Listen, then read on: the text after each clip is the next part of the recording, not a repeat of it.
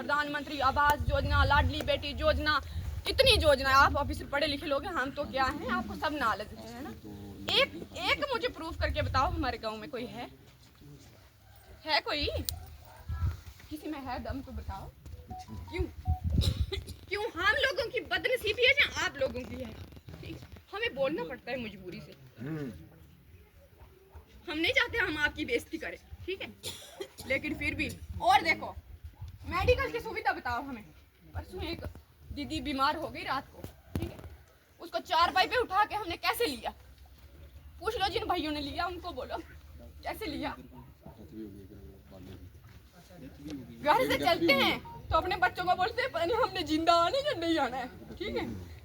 ऐसी अवस्था है हमारी, रोने के बिना कुछ चार हमारे क्या बोले हम आपको बताओ। क्यों बताओ, हमने आप लोगों के साथ क्या गलत किया है? बताओ किस चीज की सजा दे रहे हैं आप हमें? बोलते हैं आज करेंगे कल करेंगे, रोड आएगी। हमसे नहीं टूटते दफे, ठीक है। हमसे अगर दफे टूटते तो आज तक 4 रोड पहुंची होती, ठीक है। हाँ, इलेक्शन को साल हो गया, 1.5 साल हो गया, क्यों नहीं आई रोड? क्यों लगे दफे?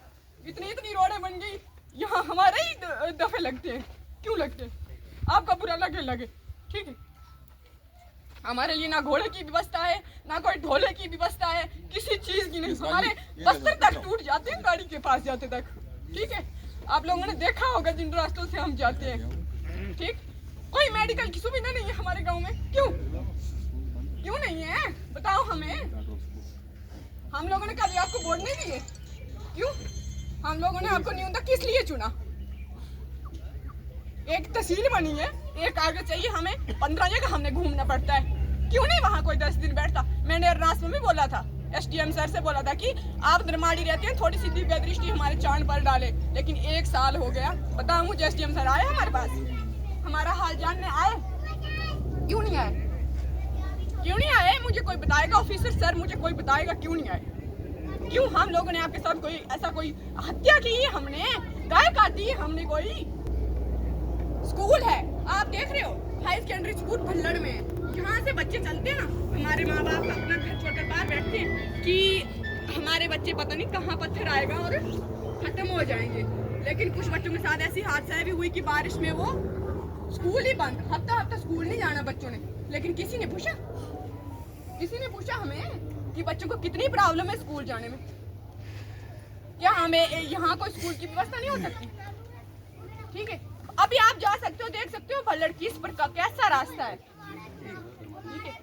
और भी बहुत सारी चीजें हैं मेरे लिए, वो मैं शायद मुझे लगता है आपको मेरा बोलने का आधार और बोलने का विषय आप सबको समझ आ गया होगा ना, कि आज के बाद मुझे बोलने का अवसर मिला, शायद मैं अब श्री नरेंद्र मोदी जी से ही बात करूंगी, आप लोगों से नहीं करूंगी, ठीक है। क्योंकि मैं थक गई हूँ बोल के, क्योंकि जब तक मरते दम तक लड़ती रहूंगी, और जब तक मेरा हृदय, जब तक मैं शरीर में प्राण है, तब तक मैं अपने गांव के लिए लड़ूंगी और धर्म के लिए लड़ूंगी। क्यों नहीं आज तक हमारे गांव की सुविधा दी गई?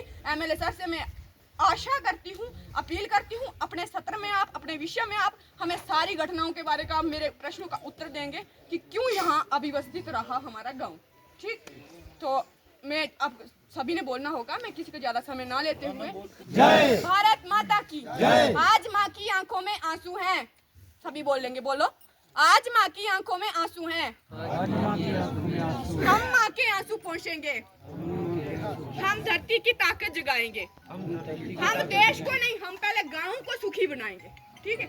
हम बड़ी बातें करते हैं ना, नहीं किसी को चींटी मर जाए उसकी हाल नहीं पूछे, चले देश को विश्व गुरु बनाने, ठीक है। तो मेरे विषय को ध्यान में रखते हुए आप सबसे आगे चाहती हूँ।